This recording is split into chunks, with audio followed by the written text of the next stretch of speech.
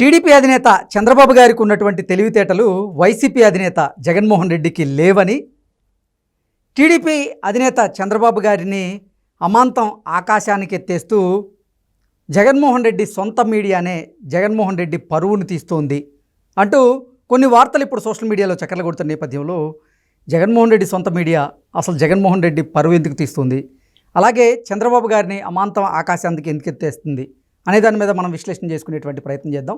ప్రస్తుతం మనతో పాటు ఉన్నారు ప్రముఖ రాజకీయ విశ్లేషకులు, ప్రముఖ సీనియర్ జర్నలిస్ట్ డివిఎస్ గారు. సార్తో మాట్లాడదాం. సార్ నమస్తే. సార్ నమస్తే. సార్ దీని మీద మీ విశ్లేషణ ఏంటి సార్? అంటే జగన్కున్న మీడియాకి సొంత అద్దె అని కాకుండా ఏదో నీలి మీడియా, కూలి మీడియా అంటారు. మన మిగతా మిత్రులు వాళ్ళ భాషలో చెప్పాలంటే నీలి మీడియా అంటేనేమో సొంత మీడియా, కూలి మీడియా అంటేనేమో ఆయన ఆర్థిక వనరులతో నడిచిన మీడియా. ఇప్పుడు సాక్షిలో మార్పు ఏమీ రాలేదు. మీరు అన్నట్టుగా సాక్షి ఇప్పటికీ కూడా జగన్మోహన్ రెడ్డిని పైకి లేపుతుంది, చంద్రబాబుని తెలుగుదేశం, జనసేన, బీజేపీ వీళ్ళని నాలుకేసి కొట్టడం, వీలైనంత టన్నుల బురద వీళ్ళ మీద వేయడం, అది వేరు. ఇప్పుడు మీరు చెప్పేది ఏ మీడియా? ఇది ఏది ఆయన ఆర్థిక వనరులతో ఇప్పటిదాకా నడిచిన మీడియా, అంటే కూలి మీడియా అంటారు. అప్పుడు ఏది ఆ యూట్యూబ్ ఛానల్స్ కానీ, ఆన్లైన్ పేపర్స్ కానీ, కొంతమంది జర్నలిస్టులు కానీ వాళ్ళ వాయిస్ ఎందుకు మారింది? కొన్ని వెబ్సైట్లు కానీ. ఇప్పుడు ఇది ఏంటి, చంద్రబాబు తెలివి, ఈ తెలివి జగన్మోహన్ రెడ్డికి లేకుండా పోయిందంటూ ఆ గ్రేట్ ఆంధ్రాలో ఏవో ఆర్టికల్స్ రావటం, కొంతమంది జర్నలిస్టుల వాయిస్ మారడం, ఇదంతా ఎలా చూడాలా? ఏంటి ఇక్కడ? ఇది ఒక తెలివి, అతి తెలివిగా చూడాలి. ఎట్లా? జగన్మోహన్ రెడ్డి విశ్వసనీయత దెబ్బతింది, అతన్ని మోసి మన విశ్వసనీయత దెబ్బ తీసుకున్నాం. ఇప్పుడు జగన్మోహన్ రెడ్డితో పాటు మనం కూడా మరి వాళ్ళ పాతాళానికి దిగిపోవటం ఎందుకు? ఆయన్ని లేపటం దేవుడెరుగు, మనం మునిగిపోతున్నాం. ఓకే, అంటే వాళ్ళని కాపాడుకునేటువంటి వ్యూహం అంటారా ఇది? వాళ్ళ విశ్వసనీయత, వాళ్ళు పోగొట్టుకున్న విశ్వసనీయత మళ్ళా పెంచుకోవటం కోసం మార్చిన స్వరం. ఓకే, మళ్ళా రేపొద్దున విశ్వసనీయత పెరిగిందనుకో, కొద్దిగా ఒక 2-3 కిలోలు పోగేసుకున్నారనుకో, అంటే విశ్వసనీయత కూడా నీకు టోకున కిరాణా మామూలుగానే చిల్లరగా పోగేసుకుంటారు. ఒక 2-3 కిలోలు విశ్వసనీయత రాగానే మళ్ళా వీళ్ళు అదే ఏది పాత పందానే, మళ్ళీ ఆయన నుంచి ఇంధనం వీళ్ళకి వస్తుంది, ఆయన భజన మళ్ళీ బిగిన్ చేస్తారు. ఫస్ట్ ఇప్పుడు ఈ సంస్థలు వాళ్ళ ప్రతిష్ట దెబ్బతింది కాబట్టి, ప్రజలు ఇవాళ వాళ్ళు చెప్పింది ఏది నమ్మడం లేదు కాబట్టి, ప్రజల్ని నమ్మించడం కోసం మార్చిన స్వరం. ఇప్పుడు ఆ గ్రేట్ ఆంధ్రాలో ఈ మధ్య ఆర్టికల్స్ కూడా మనం చూసాం. అదే మీరు అన్నది, జగన్మోహన్ రెడ్డికి తెలివి లేకుండా పోయింది, చంద్రబాబు చాలా తెలివిగా ఈ 2 నెలల్లోనే ఎలా పాలన చేస్తున్నాడు అంటూ ఆ రోడ్ల గుంతలు కనీసం మట్ట పోయలేదు ఎవరు? జగన్మోహన్ రెడ్డి. గుంతలు ఇవాళ తెలంగాణ వాళ్ళు కూడా ఎగతాళి చేశారు. ఏంటి ఇక్కడ సింగిల్ రోడ్డు, అక్కడ డబల్ రోడ్డు అన్న ఆ నవ్వుల పాలైన పరిస్థితి. నెక్స్ట్ అన్నా క్యాంటీన్లు మూసేయటం, అదొక తెలివి తక్కువ నిర్ణయం. చంద్రబాబు ముఖ్యమంత్రి కాగానే పింఛన్ మరి 1000 రూపాయలు పెంచేశాడు. ఆ పింఛన్ 1000 రూపాయలు పెంచడానికి జగన్మోహన్ రెడ్డి 4 ఏళ్ళు పట్టింది. ఇప్పుడు ఈ ఆర్టికల్లో కూడా నువ్వు చదివితే గమ్మత్తుంది. దానిలో జగన్మోహన్ రెడ్డి వెల్ఫేర్ మీద ఎక్కువ కాన్సన్ట్రేట్ చేసి డెవలప్మెంట్ మీద తక్కువ కాన్సన్ట్రేట్ చేశాడంటారు. అంటే అక్కడ ఏదో వెల్ఫేర్కి ఆయన ఏదో ఓడబొడిచాడనే మళ్ళీ మోస్తున్నారు. ఇప్పుడు సంక్షేమ పథకాలు అంటే జగన్ అంటే సంక్షేమ పథకాలు అన్నట్టుగా మొన్నటి వరకు వాళ్ళు క్రియేట్ చేసేటువంటి అది ఏంటి, అది వట్టి మొసలి కన్నీరు అనేది ప్రజలు చెప్పారు కదా. ఎందుకని మరి నువ్వు పింఛన్ 1000 రూపాయలు పెంచడానికి పెంచుకుంటూ పోయావు. ఏడాదికి 250 ఏదో బిచ్చం వేసినట్టు. అదే చంద్రబాబు వాళ్ళు ఏం చేశాడు? ప్రమాణ స్వీకారం రోజే ఇచ్చేశాడు కదా. అసలు ఆయన ఇంటికి వచ్చి ఇచ్చాడు. ఇది మరీ అన్యాయం. ఇది ముఖ్యమంత్రే పేదవాడి ఇంటికి వచ్చి 1000 రూపాయలు ఇచ్చి, ఏంటి మీరు ఇంత ఈ పరిస్థితిలో ఉన్నారు, అయ్యా ఇల్లు కారుతోంది అనగానే వాళ్ళకు ఒక ఇల్లు, వాళ్ళకు 2-3 సెంటు స్థలం ఇచ్చేసిన పరిస్థితి. పింఛన్ ఇప్పుడు ఇవాళ వెల్ఫేర్ అనేది అది నీది కాదు. నిన్ను మించిన వెల్ఫేర్ చేసిన వాళ్ళు ఉన్నారు నీ ముందు. నేనే వెల్ఫేర్కి పేటెంట్ అనుకుంటే జనం ఎలా నమ్ముతారు? ఇప్పుడు నా కోడి లేకపోతే కుయ్యదు అనుకుంటే దేశంలో రోజు కోళ్ళు కూస్తానే ఉంటాయి. అన్ని రాష్ట్ర ప్రభుత్వాలు వెల్ఫేర్ చేస్తున్నాయి. ఎన్టీ రామారావు కన్నా నువ్వు గొప్ప వెల్ఫేర్ ఇచ్చావా? రాజశేఖర్ రెడ్డి ఉన్నాడు, వెల్ఫేర్ ఇచ్చాడా లేదా?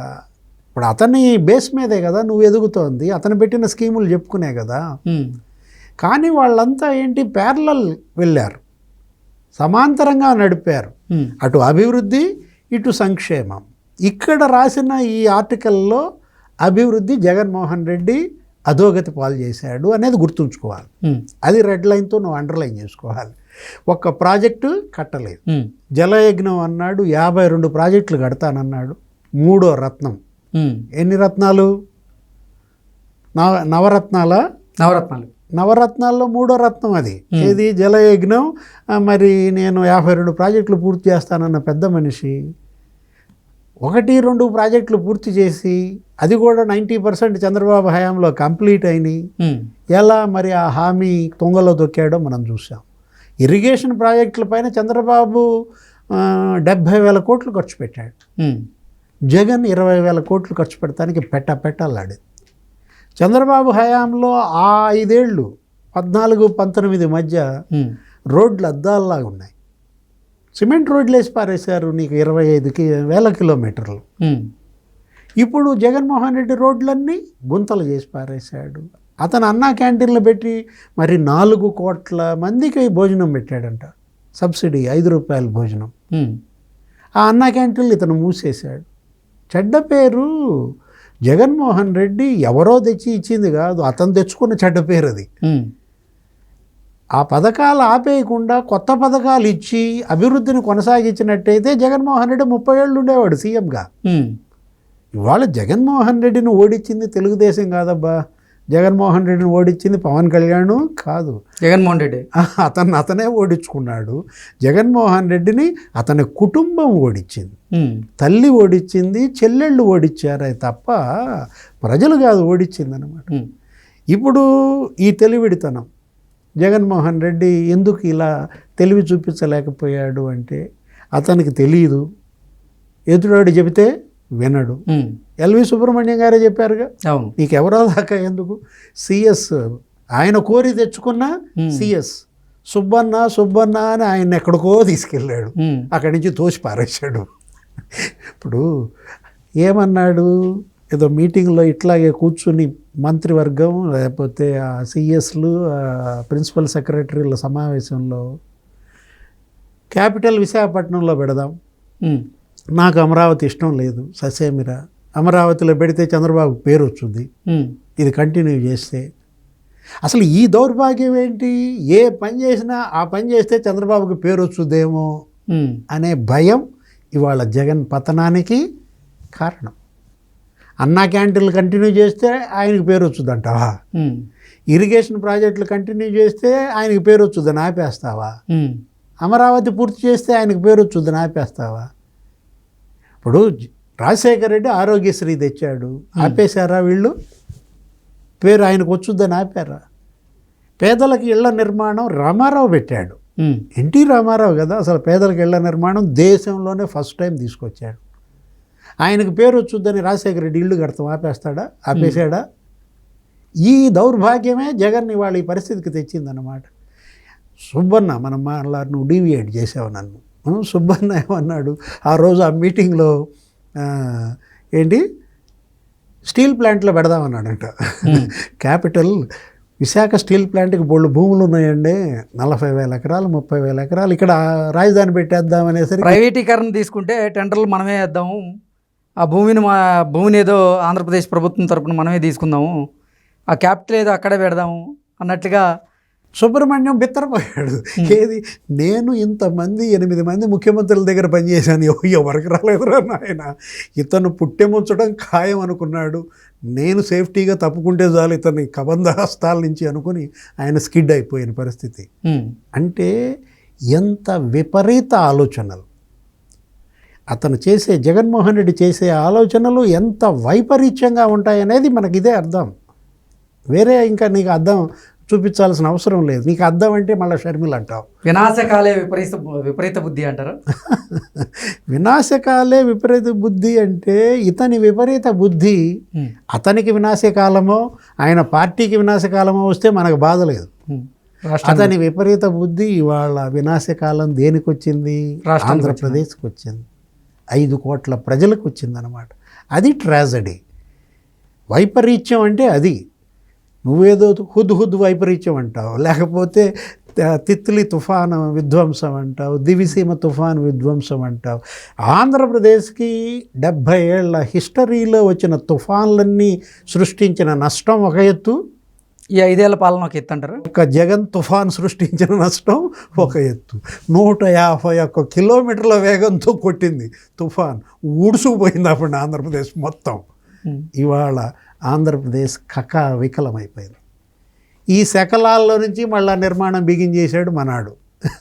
ఎవరు? చంద్రబాబు నాయుడు. పాపం ఇటుక పేర్చే పనిలో పడ్డాడు. టాటా గ్రూప్ చైర్మన్ తీసుకొచ్చినట్టున్నాడు మొన్న 4 రోజుల నాడు, నటరాజన్ చంద్రశేఖరన్. నువ్వే టాస్క్ ఫోర్స్ కో చైర్మన్ అన్నాడు. ఇప్పుడు ఇక మరి చంద్రశేఖరన్ ఇక ఆంధ్రప్రదేశ్ బాధ్యతలు తీసుకుని ఇన్వెస్టర్స్ని తీసుకొచ్చే బాధ్యత ఆయన తీసుకున్నట్టు. అదృష్టం ఏంటంటే కేంద్రం కూడా ఇవాళ తెలుగుదేశం బలం మీద ఆధారపడటం కలిసి వచ్చే అంశం. కాలం కలిసి వస్తే ఏం జరుగుద్ది? నడిచొచ్చే కొడుకు పుడతాడా ఏదో అంటారు. ఇప్పుడు కేంద్రంలో బీజేపీకి బలం లేకపోవటం, తెలుగుదేశం బలం మీద ఆధారపడటంతో నీకు తొలి బడ్జెట్లోనే ఎంత వచ్చి పడ్డాయి? 60,000 కోట్లు వచ్చి పడ్డాయి ఫస్ట్ బడ్జెట్. ఇంకా 4 బడ్జెట్లు పెట్టాలి. ఇక ఆంధ్రప్రదేశ్ దశ తిరిగిందనమాట. ఈ ప్రజా తీర్పుతో ఇవాళ మనం చూసాం, అమరావతికి 15,000 కోట్లు వచ్చాయి. అమరావతికి ఇవాళ ప్రపంచ బ్యాంక్ వస్తుంది. ఆ ఏడీబీ వాళ్ళు కూడా ఇప్పుడే మీటింగ్ జరుగుతున్నట్టు, ఆసియన్ డెవలప్మెంట్ బ్యాంక్ ప్రతినిధులు లోన్స్ ఇవ్వడానికి వాళ్ళు ముందు వచ్చారు. అమరావతి ఫస్ట్ ఫేజ్కి వాళ్ళు ఎంత కావాలి? 15,000 కోట్లు కావాలి. వెంటనే ఆ కన్స్ట్రక్షన్స్ అన్నీ కంప్లీట్ అవుతాయి. ఆ 136 కేంద్ర ప్రభుత్వ సంస్థలు వస్తే నీకు అక్కడ మొత్తం డెవలప్ అయితే అశోక్ లేలాండ్ మల్లవల్లి పారిశ్రామిక వాడలో రేపు ఓపెనింగ్ అంట. ఇప్పుడు రేపు సెప్టెంబర్లో 500 కోట్లు పెట్టుబడి. వాళ్ళు మూసేశారు మొన్నటిదాకా body building unit, bus body building unit. Jagan దెబ్బకు దడుచుకుని వెళ్ళిపోయారు. చంద్రబాబు ఎప్పుడైతే ముఖ్యమంత్రి అయ్యాడో ఊపిరి పీల్చుకున్నారు, వచ్చారు. ఇప్పుడు కంప్లీట్ చేస్తున్నారు. రేపు 15వ తారీఖు అది ఓపెనింగ్. నీకు 3,000 మందికి అక్కడ ప్రత్యక్షంగా పరోక్షంగా ఉపాధి. మల్లవల్లి పారిశ్రామిక వాడ నిన్నటిదాకా శ్మశాన వాడగా మారింది. ఇప్పుడు మొత్తం మళ్ళీ అక్కడంతా వచ్చేసిన నేపథ్యంలో నిన్న శ్రీ సిటీ సెజ్కి వెళ్ళాడు చంద్రబాబు. అక్కడ మరి శ్రీ సిటీ సెజ్ అసలు జగన్ వెళ్ళలేదంట. అదేం పని? ముఖ్యమంత్రిగా 5 ఏళ్ళు జగన్మోహన్ రెడ్డి ఉండి నీకున్న గొప్ప సెజ్ ఆంధ్రప్రదేశ్లో శ్రీ సిటీ సెజ్ అంటే వాళ్ళ నాన్నబెట్టిన సెజ్ అది. కృష్ణ రాజశేఖర్ రెడ్డి హయాంలో వచ్చిన సెజ్ శ్రీ సిటీ సెజ్ అంటే దాన్ని ఎందుకని అతను కనీసం సందర్శించలేదు? నిన్న అంతకుముందు చంద్రబాబు వెళ్ళాడు. ఆ 5 ఏళ్ళు సీఎంగా 2014-19 మధ్య ఇవన్నీ అక్కడికి వచ్చాయి. ఇసుక్జీ, పెప్సికో, ఆ తర్వాత ఈ ఫాక్స్కాన్, హీరో మోటార్స్, ఇవన్నీ అక్కడ డెవలప్ చేశాడు చంద్రబాబు. అలాంటి శ్రీ సిటీ సెజ్ 220 కంపెనీలు ఉంటాయి కృష్ణ. ఆ 220 సంస్థల్లో సగం చంద్రబాబు తెచ్చినాయే. మరి అలాంటిది 5 ఏళ్లలో జగన్మోహన్ రెడ్డికి శ్రీ సిటీ సెజ్లో అడుగు పెట్టడానికి టైం లేదా? ప్యాలెస్లో ఉండటం ఏంటి? మీ నాన్న పెట్టిన సెజ్కి వెళ్ళకపోవటం ఏంటి? నిన్న ఆయన వెళ్తే దాని మీదే రకరకాల విమర్శలు అయితే వస్తున్నాయి సార్. అంటే జగన్మోహన్ రెడ్డి స్వతహాగా ఆయనకి పేరు రావాలని కోరుకునే వ్యక్తి, ఇక మరెవరి పేరు కూడా ఆయన వినాలనుకునే వ్యక్తి కాదు. అలాగే ఈ 5 సంవత్సరాలు కూడా ఆయన చాలా బిజీగా ఉన్నాడు. ఆయన గేమ్స్తోనే సరిపోతుంది. ఇంకా బయటికి వెళ్ళి ఆడేటువంటి పరిస్థితి, బయటికి వెళ్ళి చూసేటువంటి పరిస్థితి, పరిపాలన చేసే పరిస్థితి ఎక్కడ ఉంది అన్నట్లుగా ఇప్పుడు తెలుగుదేశం పార్టీ నాయకులు కూడా ఆయన మీద విమర్శలు చేస్తూ ఉన్నారు. అంటే ఇది ఎలా ఉందంటే, అప్పుడెప్పుడో ఎవరో ఒక ఎంపీ కూడా ఎవరో చెప్పారు, ఏది అక్కడ ఏదో ప్రెస్ మీట్ పెడితే పులివెందుల్లో కడపలో వాళ్ళంతా కూడా మీ నాన్న ఇచ్చారండి, మీ నాన్న ఇచ్చింది మీరు ప్రారంభించాలి అని అంటే ఆయన అప్పుడు దాకా బాగా మాట్లాడినాడు. ఈ మాట అనగానే ఆ సీనియర్ జర్నలిస్టు ఆయన వెంటనే సీరియస్గా చూసి వెళ్ళిపోయాడంట. అంటే వాళ్ళ నాన్నని కూడా ఆమోదించడా? రాజన్న రాజ్యం తెస్తానన్నాడుగా పెద్ద మనిషి, మీ నాన్న పెట్టిన సెజ్ అది, శ్రీ సిటీ సెజ్, దాని మీద కత్తి కడతాడా? వాళ్ళ నాన్న పెట్టిన స్కీమ్ అది ఆరోగ్యశ్రీ, దానికి 1800 కోట్ల బకాయిలు పెట్టాడు. అదేమంటే మళ్ళీ నేనే రాజశేఖర రెడ్డి అంటాడు. అందుకు కాదు షర్మిల తిట్టిపోసేది, అసలు ఆ పార్టీలో మా నాన్నే లేడంది. నిజంగానే వాళ్ళ నాన్న పేరు కూడా తీసేశారు. ఏది ఆ ఛానల్స్ నువ్వు చూస్తే బ్లూ కలర్లోకి మార్చేశారు, ఆయన ఫోటో కూడా ఎత్తేసారని అప్పుడు మనం చూసాం. రాజశేఖర రెడ్డి ఫోటో కూడా అదృశ్యమైపోయింది. ఇవాళ తనేమంది షర్మిల, అసలు వైఎస్ఆర్ పార్టీ అంటే వై అంటే వైవి సుబ్బారెడ్డి, ఎస్ అంటే సాయిరెడ్డి, ఆర్ అంటే సజ్జల రామకృష్ణారెడ్డి అని చెప్పింది. అది మరి ప్రజల్లో అది నిజమే అని నమ్మారు. వాళ్లే కదా ఆయన చుట్టూతా ఉంది. జగన్మోహన్ రెడ్డి చుట్టూ ముఖ్యమంత్రి అయ్యేదాకా ఎవరున్నారు, ముఖ్యమంత్రి అయినాక ఎవరున్నారు? ముఖ్యమంత్రి అయ్యేదాకానేమో లెఫ్ట్ తల్లిని పెట్టుకున్నాడు, రైటు చెల్లిని పెట్టుకున్నాడు. తల్లి చెల్లితో నడుచుకుంటే వెళ్ళిన పరిస్థితి, పార్టీ నిర్మించుకున్న పరిస్థితి, పార్టీ ఎదిగిన పరిస్థితి. తల్లిని బీకేశాడు, చెల్లిని రోడ్డు మీదకి నెట్టాడు. ఎప్పుడు ఎవరు రోడ్డును పడ్డారు? తల్లి చెల్లి బాగానే ఉన్నారు, హ్యాపీ. రోడ్డును పడింది జగన్మోహన్ రెడ్డి. ఎక్కడున్నాడు ఇప్పుడు? బెంగళూరు.